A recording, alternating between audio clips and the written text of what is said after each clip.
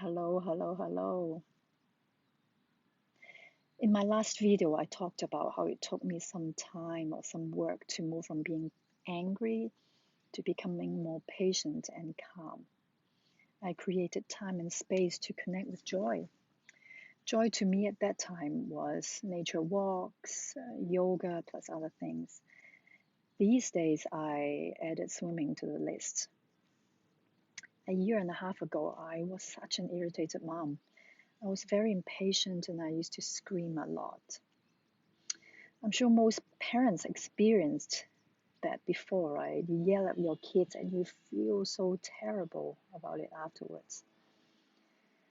By talking to different parents, I can see quite a lot of suffering from parenting comes from the fact that we want a lot of control of our kids. Our kids do their own things and all they want is to be happy and free all the time. Yet we have millions of things to do and we want them to do exactly what we want. We want them to do exactly one within a certain time frame. And that's what causes a problem. Two worlds collide and you want them to do something now or in whatever time frame you want. All they want to do is what they want. They want to be happy. They resist and you insist.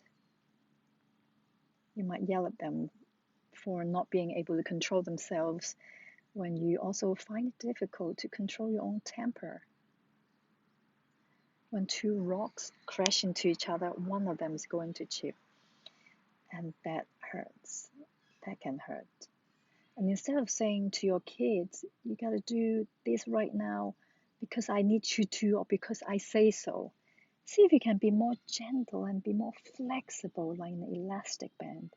I call it elastic band parenting method. When you need to get things done, like you need them to brush their teeth, you get firm with them, right? And see how they react. When they resist, release the pressure a little bit, maybe for a minute or two, maybe even shorter. Meaning you take a step back, tell a joke, sing a song, do whatever to distract them. When they're less resistant, you pull the elastic band a little bit more, meaning you get a bit firmer. And all the while, you use your intuition as your parent to watch, observe, and sense them.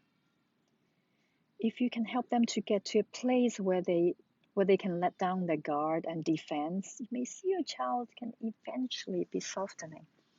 They can let you in and start listening to you. So it may take longer to get what you want. Yeah, these methods take longer. It might or might not. Both sides are not going to hurt as much.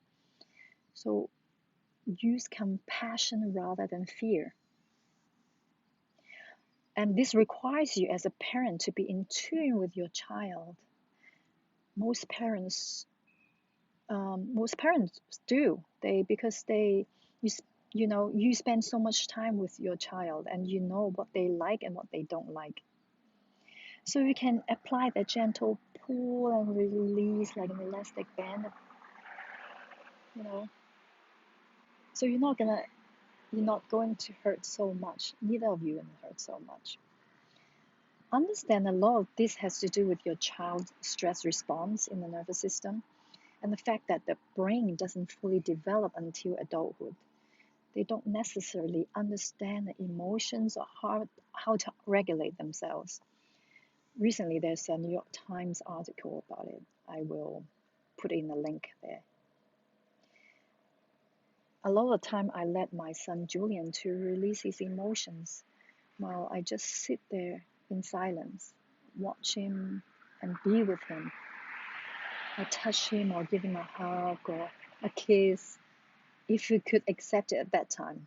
If not, I just let him be and just be there for him. It might take a few seconds or longer, or it might take a few minutes. So, the exercise is a little bit like watch a beautiful tall tree with all those beautiful leaves. how they're dancing in the middle of the storm with a strong wind and rain. And when the storm stops, when the rain stops, watch those beautiful leaves slowly, peacefully landing on the grass one by one. And just watch how all the beautiful leaves settle onto the grass. Just like watch how your child's emotions or tantrums slowly stop, and watch how they slowly calm down. When you can see they're softening, that's when you enter. And then that's when you can give your child a hug and a kiss and tell him or her that you love them. Try it and see what happens. And you can say, oh, it's easily said than done, right? Yeah, it's not easy. Consider this as a possibility, though. The difficult part isn't coming from your child. What if it's partly you?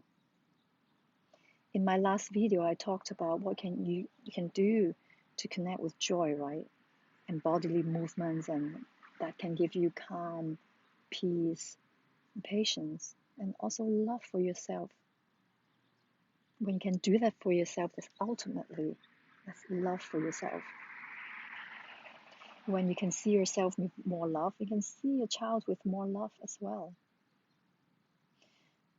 And talk about love, that's a whole new different video. Let's tune in to my next video and see you there. Thank you for watching.